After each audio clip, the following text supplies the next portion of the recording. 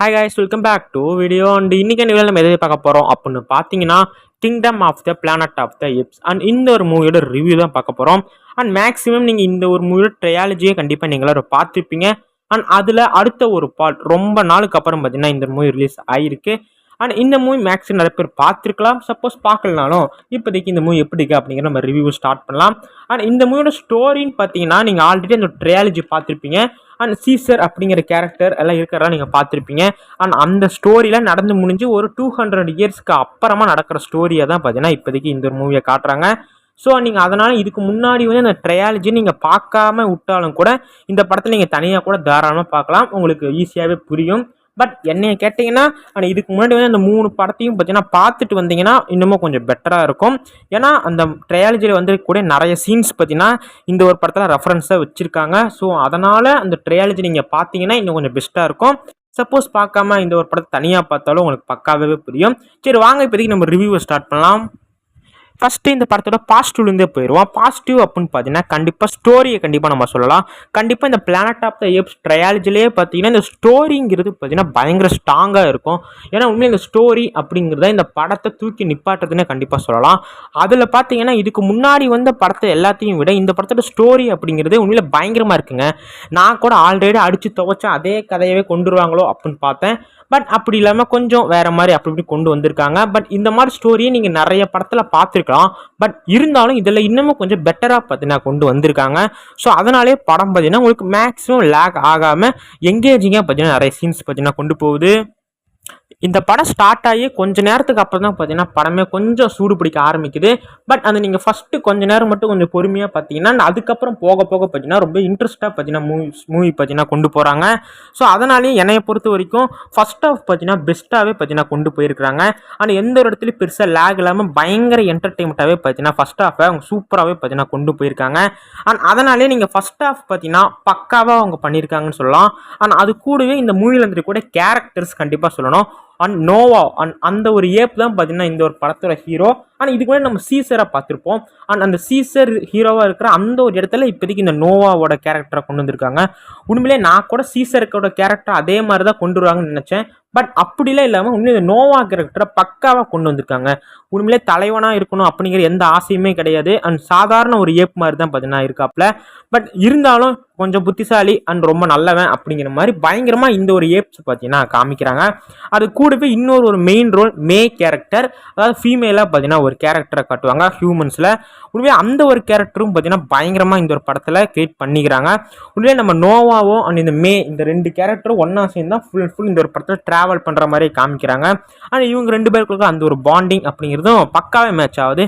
ஸ்டார்டிங்கில் என்னதான் அப்படி இப்படின்னு சண்டை போட்டுருந்தாலும் அண்ட் போக போக 2 பேரும் ஒன்று மண்ணா பழகி அண்ட் ரொம்பவே பார்த்தீங்கன்னா ஜாலியாக நல்ல ஒரு பாண்டிங்கோட சூப்பராக பார்த்தீங்கன்னா போகிறாங்க. ஸோ இவங்க 2 பேருக்குள்ள இருக்கிற அந்த ஒரு எமோஷன்ஸையும் பார்த்தீங்கன்னா பக்காவாக மேட்ச் பண்ணியிருக்காங்க. அது மட்டும் இல்லாமல் இந்த படத்தில் நோவா கேரக்டருக்கு எந்த அளவுக்கு இம்பார்ட்டன்ட் கொடுத்தாங்களோ அதே அளவுக்கு பார்த்தீங்கன்னா ஃபீமேல் கேரக்டரான மே கேரக்டருக்கும் பார்த்தீங்கன்னா இம்பார்ட்டன்ட் கொடுத்துக்கிறாங்க. ஸோ அதுதான் இந்த ஒரு படத்துக்கான ஒரு மிகப்பெரிய பலம் அப்படின்னு கூட நம்ம கண்டிப்பாக சொல்லணும். அது கூடவே இதுக்கு முன்னாடி வந்து இந்த ட்ரையாலஜியில் வந்த மூவிஸோட சில பல ரெஃபரன்ஸும் பார்த்தீங்கன்னா இந்த மூவியில் வச்சுருக்காங்க.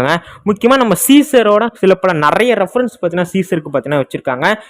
என்னன்னா சீசர் டெத் ஆனதுக்கப்புறம் அவ்வளோதான், சீசரை பற்றி இனிமேல் எந்த படத்துலையும் பேச மாட்டாங்க அப்படின்னு நினச்சேன். பட் இந்த ஃபுல் அண்ட் ஃபுல் மூவியே சீசரை பற்றி தான் போகுது. அண்ட் சீசரை பார்த்தீங்கன்னா இவங்க யாரும் மறக்கலை. அண்ட் சீசர்னு ஒருத்தர் இருந்தார் அப்படிங்கிறத எல்லாத்துக்கும் பார்த்தீங்கன்னா ஞாபகம் இருக்குது. உண்மையிலே எங்க அண்டு போன ட்ரையாலஜி அண்ட் அந்த மூவிஸில் வந்திருக்கக்கூடிய அந்த சீசர் அப்படிங்கிற கேரக்டரையும் இந்த ஒரு படத்துலேயே பார்த்தீங்கன்னா அழகாக கொண்டு வந்திருக்காங்க. அண்ட் நிறைய சீன் சீசருக்கு கொஞ்சம் ரெஃபரன்ஸ் கொடுக்குற மாதிரி ஏகப்பட்ட சீன்லாம் இருக்கும். கண்டிப்பாக இந்த படத்தில் வரக்கூடிய ஃபஸ்ட்டு சீன் உண்மையிலே நீங்கள் ட்ரையாலஜி பார்த்தீங்கன்னா உங்களுக்கு ஒரு பெஸ்ட்டு ஒரு எமோஷ்னலான ஒரு சீனாகவே பார்த்தீங்கன்னா ஃபஸ்ட்டாக வரக்கூடிய சீன் இருக்கும். உண்மையிலே சீசரோட ஃபேன்ஸாக இருந்தீங்கன்னா அண்ட் உங்களுக்கு கொஞ்சம் அங்கே ஃபஸ்ட்டு சீனை எமோஷன் ஆகிறதுக்கும் வாய்ப்பு இருக்குது. உண்மையிலே அந்த அளவுக்கு இதுக்கு முன்னாடி வந்திருக்கக்கூடிய படத்து கூட இந்த படத்தை கனெக்ட் பண்ணியிருக்கிறாங்க. அண்ட் உண்மையிலே இதுவும் பார்த்தீங்கன்னா ரொம்பவே நல்ல விஷயம்.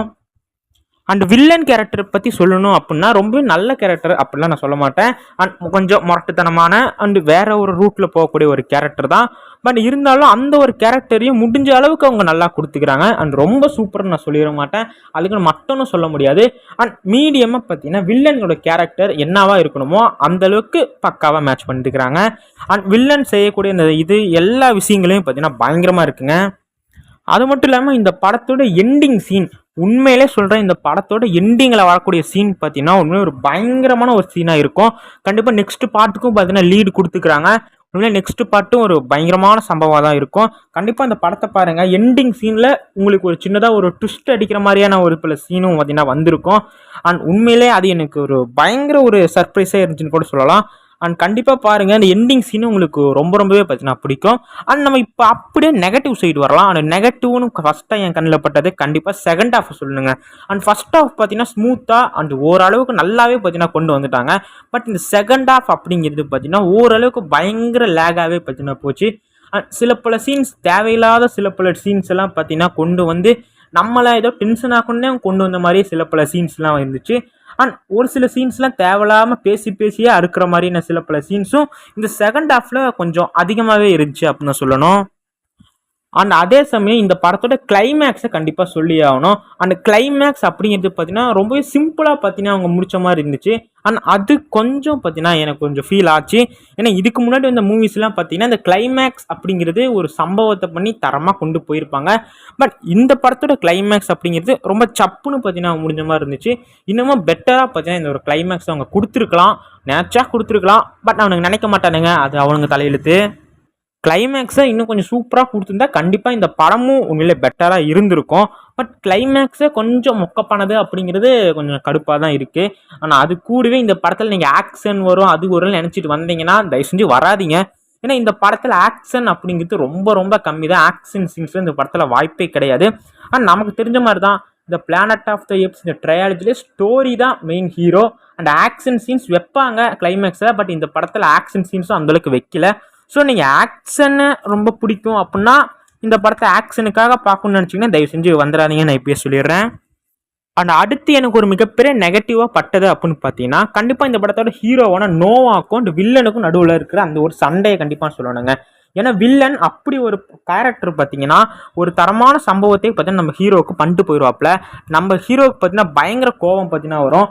பட் வில்லனை பார்த்ததுக்கப்புறம் அந்த கோபம் அந்த இது எதுவுமே இல்லாத மாதிரி ஹீரோ ரொம்ப ஜாலியாக இருக்கிற மாதிரி காட்டுறாங்க. ஸோ அது ரொம்பவே பார்த்தீங்கன்னா ஒரு இதாக இருக்குங்க. ஏன்னா வில்லன் பண்ண சேட்டைகள் அப்படி அண்ட் அது என்ன நீங்கள் படத்தை பார்த்தாலே தெரிஞ்சிருக்கோம். அண்ட் நம்ம ஹீரோவோட நிறைய பேர்த்த கொன்று அந்த ஹீரோவுக்கு ஒரு மனவலியே டென்ஷனையும் பார்த்தீங்கன்னா நம்ம வில்லன் கொடுத்துருப்பான். ஆனால் அப்படிங்கிறப்ப அந்த வில்லன் மேலே செம்ம கடுப்பில் நம்ம ஹீரோ இருக்கணும்.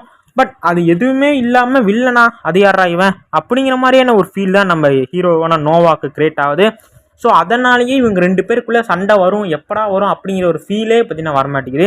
அண்ட் என்னதான் கடைசியில் இவங்க ரெண்டு பேருக்குள்ளே சண்டை வர மாதிரி வச்சுருந்தாலும் அந்த சண்டையும் பார்த்தீங்கன்னா இன்னமும் கொஞ்சம் பெட்டராக கொடுத்துருக்கலாம். அண்ட் அவங்க உண்மையில சண்டையை நல்லா கொடுக்கணும்னு சொல்லி பண்ணியிருக்கிறாங்க, அதுவும் நல்லா தான் இருக்குது. பட் இருந்தாலும் இன்னமும் கொஞ்சம் நல்லா பெட்டராக பண்ணியிருக்கலான்னு தான் என்னோட கருத்து. பட் வில்லன் கேரக்டரை ஓரளவுக்கு டீசெண்டாகவே மேட்ச் பண்ணியிருக்காங்க, ரொம்ப மட்டனும் சொல்லிட முடியாது. அண்ட் ஆக மொத்தம் இந்த படத்தில் என்னோட ரேட்டிங் என்ன அப்படின்னு பார்த்தீங்கன்னா கண்டிப்பாக நான் 8.1 அவுட் ஆஃப் 10 பார்த்தீங்கன்னா கொடுப்பேன். ஏன்னா அந்த அளவுக்கு படம் உண்மையில நல்லா இருந்துச்சு. உண்மையில ஃபர்ஸ்ட் ஹாஃப்லாம் ஓரளவுக்கு சூப்பராகவே பார்த்தீங்கன்னா கொண்டு போயிருந்தாங்க. அண்ட் செகண்ட் ஹாஃபில் என்னதான் அங்கே இங்கன்னு கொஞ்சம் லேக் அடித்தாலுமே போக போக அதையும் கொஞ்சம் பிக்கப் பண்ணி எனக்கு கொஞ்சம் ரொம்ப நல்லாவே பார்த்தீங்கன்னா இந்த படத்தையும் கொண்டு போயிருக்கிறாங்க. ஸோ அதனால் கண்டிப்பாக நான் 8.1 தருவேன். அது நெக்ஸ்ட் பாட்டுக்கு வேறு பார்த்தீங்கன்னா லீடு கொடுத்துக்கிறாங்க. உண்மையில நெக்ஸ்ட் பாட்டும் பயங்கரமாக வரப்போகுது. இந்த ட்ரையாலஜியை இவனுங்க முடிக்கிற மாதிரி ஐடியாவே இல்லையாட்டுக்கு. கண்டிப்பாக அடுத்த ஒரு 10 பாட்டு 10 வருஷத்தில் வரப்போகுது. ஸோ நம்ம வெயிட் பண்ணி பார்ப்போம். ஆனால் இந்த மூவி நீங்கள் பார்த்தீங்கன்னா உங்களுக்கு எப்படி இருந்துச்சு, உங்களோட ரேட்டிங் கமெண்ட்ஸில் கமெண்ட் பண்ணுங்கள். நம்ம நெக்ஸ்ட்டு ஒரு தரமான வீடியோவில் பார்க்கலாம். ஓகே கைஸ், பாய்.